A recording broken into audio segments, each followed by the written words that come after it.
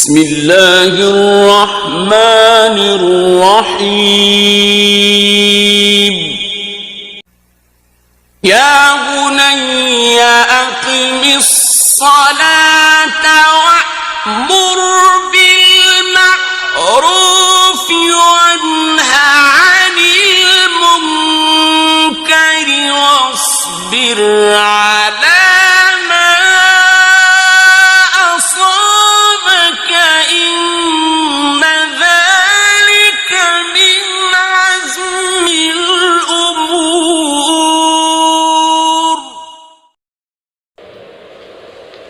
اعوذ باللہ من الشیطان اللعین الرجیم بسم اللہ الرحمن الرحیم الحمد لأہلہ والصلاة علی اہلہا اما بعد قال مولانا امیر المؤمنین علی بن ابی طالب صلوات اللہ وسلامہ علیہ وأجمعت عليه من أدبك أن يكون ذلك وأنت مقبل العمر ومقتبل الدهر ذو نية سليمة ونفس صافية وأن أبتدئك بتعليم كتاب الله وعز وجل وتأويله وشرائع الإسلام وأحكامه وحلاله وحرامه لا أجاوز ذلك بك إلى غيره ثم أشفقت أن يلتبس عليك ما اختلف الناس فيه من أهوائهم وآرائهم مثل الذي التبس عليهم فكان إحكام ذلك على ما كرهت من تنبيهك له أحب إلي من إسلامك إلى أمره لا آمن عليك به الحلقة ورجوت أن يوفقك الله فيه لرشدك وأن يهديك لقصدك فأحدت إليك وصيتي هذه صدق مولانا امیر المؤمنین علی بن ابی طالب صلوات اللہ وسلامہ علیہ۔ سب سے پہلے تو آج کے مناسبت سے تمام عالم دنیا، تمام عالم جہاں کو بالعموم اور ہمارے سامعین اور ناظرین کی خدمت میں بالخصوص اور علیہ وقت کے امام زمانہ کے خدمت میں شہادت امام حضرت امام جعفر صادق علیہ السلام کے حوالے سے تعزیت اور تسلیت عرض کرتا ہوں۔ موضوع سخن ہے تربیت اولاد۔ ہمیں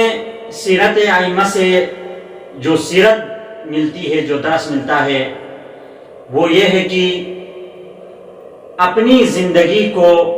دین مبین اسلام اور احکام دین اور دین کو سیکھنے میں صرف کرنا۔ حضرت امام جعفر صادق علیہ السلام کی زندگی سے یہی درس ملتا ہے کہ امام کی پوری زندگی ترویج دین کے اوپر صرف ہوئی۔ ایک ہی نشست کے اندر امام کے شاگردوں کی تعداد تقریباً 2 سے 4 ہزار تک شاگرد ہوا کرتے تھے، اور امام نے اسی سے ہمیں یہ پیغام دے دیا کہ دین مبین اسلام کے احکامات اور تعلیمات اسلام کو سیکھنے کے لیے جتنا بھی وقت لگایا جائے، جتنا بھی وقت صرف کیا جائے، بہت کم ہے۔ اور ایک پیغام امام نے جاتے جاتے اپنی آخری زندگی کے آخری لمحات میں اپنے گھر والوں کو جمع کیا۔ جمع کرنے کے بعد ارشاد فرمایا کہ ہم اہل بیت کی شفاعت اسے نہیں ملے گی جو نماز کو ہلکا اور سبک سمجھے۔ تو سامعین کرام، بس ائمہ کی زندگی سے ہمیں نتیجہ اخذ کر کے ائمہ کی زندگی اور ان کی سیرت کو اپنا کر زندگی گزارنے کی کوشش کرنی چاہیے۔ بس سرنامہ کلام میں مولا متقیان امیر المؤمنین علی بن ابی طالب کے مشہور و معروف مکتوبات میں سے ایک مکتوب نمبر 31 کے کچھ کلمات سرنامہ کلام میں بیان کرنے کی کوشش کی۔ انشاءاللہ آئندہ آنے والی نشستوں میں بھی اسی مکتوب سے چند کلمات عرض کرتے رہوں گا۔ تو مولا اپنے بیٹے امام حسن مجتبیٰ سے مخاطب ہو کر فرماتے ہیں، تمہاری اخلاق کی تربیت بھی پیش نظر ہے، لذا مناسب سمجھا کہ یہ تعلیم اور تربیت اس حالت میں ہو کہ تم نو عمر اور بساط دہر پر تازہ وارد ہو، یعنی ابھی آپ کا شباب ہو. اسی لیے تو کہا جاتا ہے التعلیم فی الصغر النقش فی الحجر، یعنی بچپنے میں تعلیم پتھر پر لکیر کے مانند ہے. تو امام نے فرمایا کہ اس حالت میں کہ تم نوخیز اور بساط دہر پر تازہ وارد ہو، اور اس لیے میں نے چاہا کہ آپ کے لیے وصیت کروں. اور تمہاری نیت صاف اور نفس پاکیزہ ہے، اور میں نے چاہا تھا کہ پہلے کتاب خدا، احکام شرع اور حلال و حرام کی تعلیم دوں، اور اس کے علاوہ دوسری چیزوں کا رخ نہ کروں. لیکن مولا فرماتے ہیں لیکن یہ اندیشہ پیدا ہوا کہ کہیں وہ چیزیں جن میں لوگوں کے عقائد اور مذہبی خیالات میں اختلاف ہے تم پر اسی طرح مشتبہ ہو گئی ہو، باوجود ہے کہ ان غلط عقائد کا تذکرہ تم سے مجھے ناپسند تھا، مگر اس پہلو کو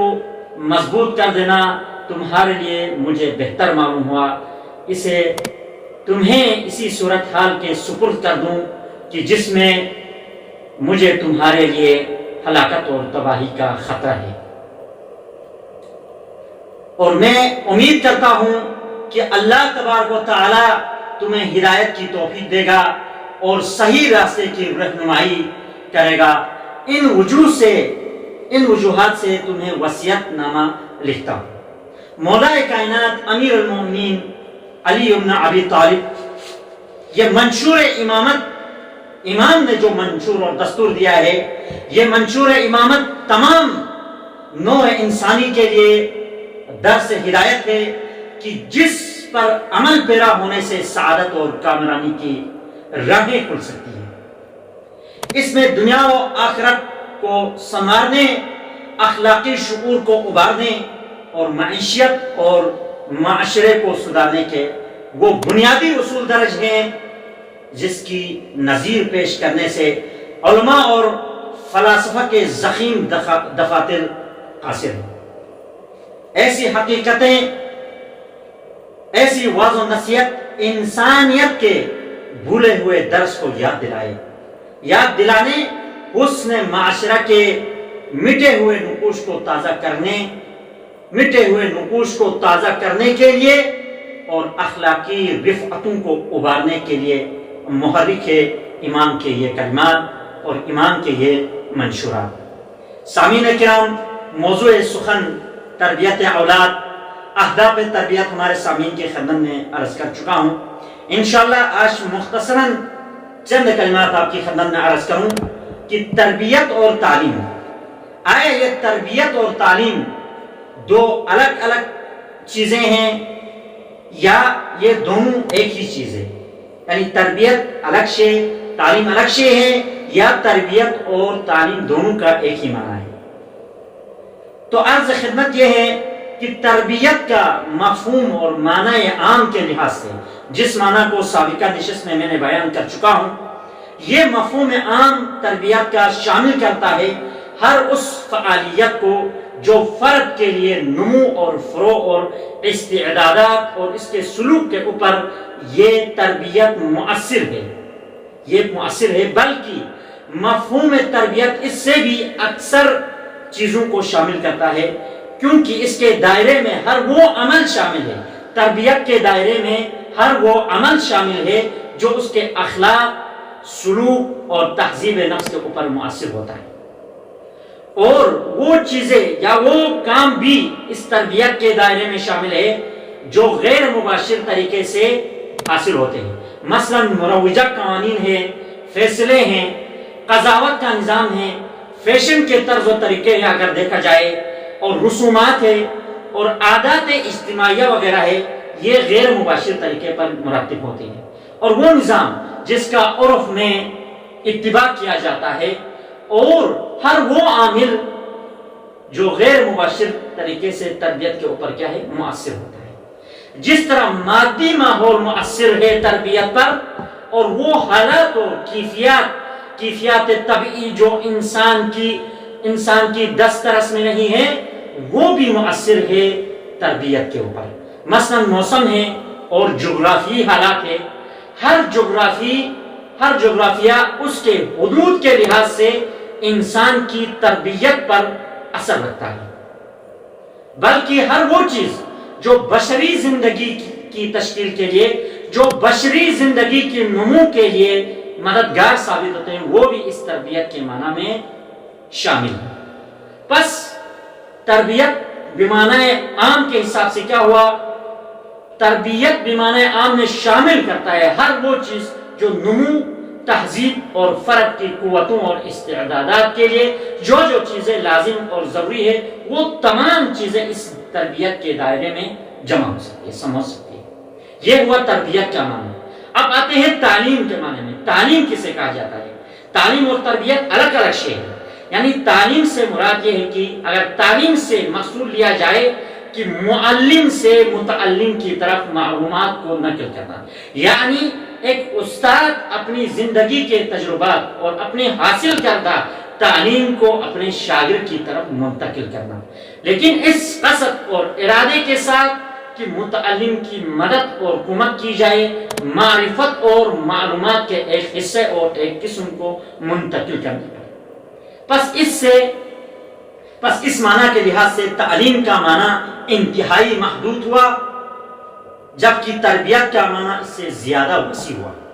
اور مقصود کے اور مقصد کے اعتبار سے بھی اگر دیکھا جائے تو تربیت کا معنی بہت بلند ہے، اور کیونکہ تربیت قوائے فردی کے لیے یعنی فردی تکامل کے لیے مثبت ترقی اور انقلاب کا ضامن ہے، کیونکہ تربیت تمام جوانب سے، تمام پہلو سے، شخصیت فرد کے تمام جانب سے، چاہے پہلو جسمی ہو، چاہے عقلی ہو، چاہے خلقی ہو، ضروری اور لازم ہے۔ تربیت بمعنی عام کے لحاظ سے، مگر تعلیم سے مقصود صرف معرفت اور معلومات کو منتقل کرنا فرد کے لیے، یعنی تعلیم فرد کے لیے فردی تربیت کے وسائل میں سے ایک وسیلہ تصور کیا جائے تو پس تعلیم اسی مذکورہ معنی کے لحاظ سے ایک جزئی عامل ہے۔ پس اس تعلیم میں فرد متعلم کے لیے کوئی مثبت پہلو، ایجابی پہلو نظر نہیں آتا ہے، الا مگر یہ کہ اس کی قدرت اور استطاعت کے لحاظ سے اس تعلیم سے یہ فرد، یہ متعلم جو معرفت حاصل کرتا ہے اس کے ذریعے سے، پھر یہ کیا ہے، اس کے اندر پہلو پایا جاتا ہے، یعنی ایجابی پہلو اس صورت میں پایا جاتا ہے، یعنی تعلیم حاصل کرنے کے بعد معرفت کے لیے اس کو ذریعہ بنائے، معرفت الہی حاصل کرے، اپنی نفس کے بارے میں معرفت حاصل کرے، تو پھر اس کے اندر ایجابی پہلو پایا جاتا ہے۔ لیکن وہ معرفت بھی کیا ہے؟ معرفت زندہ معرفت ہو، وہ معرفت بھی حیات واقعی کے مطابق ہو، تاکہ وہ اس کے ذریعے اپنے سلوک، رفتار اور کردار کے لیے فائدہ حاصل کر سکے۔ اب یہاں پہ ایک اور سوال ہے، کیا معرفت ناقصہ کا کوئی اثر ہے؟ اس کے لیے کوئی اثر رکھتا ہے یہ؟ تو اس کا جواب یہی ہے کہ وجود شخصی کے لیے معرفت ناقصہ کا کوئی اثر نہیں ہے، بلکہ یہ کہوں بعض اوقات معرفت ناقصہ انسان کو عملی زندگی سے کیا ہے، دور کر دیتی ہے۔ بس یہیں پر اکتفا کرتے ہیں، انشاءاللہ آنے والے موضوع میں فلسفہ اور تربیت کے حوالے سے کچھ عرائض ہمارے سامعین کی خدمت میں عرض کریں، لیکن یہ تربیت اور تعلیم کے بارے میں انشاءاللہ جب وہ بحث پہ ہم گفتگو کریں گے، جس بحث میں تربیت حدیثہ کے موضوع پر آنے والا ہے، انشاءاللہ بحث آنے والی ہے، اس پر ہم ڈسکس کریں گے، تو وہاں پہ اس کو مفصلاً ہم بیان کریں گے انشاءاللہ۔